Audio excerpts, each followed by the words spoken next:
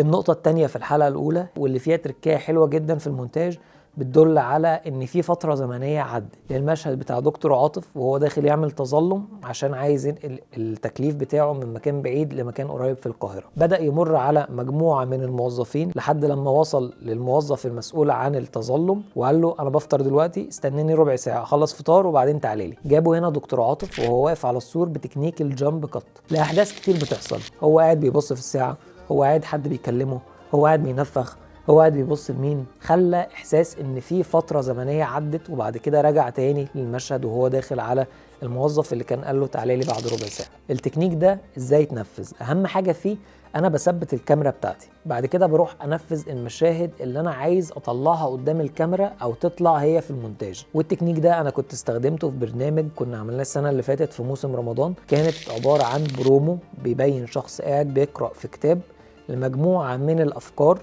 وبيبدأ يعمل فلاش باك ليها، يفتكر شخص كان بيشرح له الأفكار دي. فأنا هنا جبتني وأنا قاعد بقرأ الكتاب في مشهد، بعد كده في مشهد تاني بقرأ كتاب من زاوية تانية، عملت اختزال للانتقال من النقطة دي للنقطة دي من خلال أن أنا حذفت الجزء اللي في النص ولزقت الجزء ده في الجزء ده. ومن هنا نعرف أن تكنيك الجامب كات بيوصل للمتفرج أن في حدث بيحصل ولكن هو على فترة زمنية كبيرة ولكن تم عرضه في فترة زمنية صغيرة.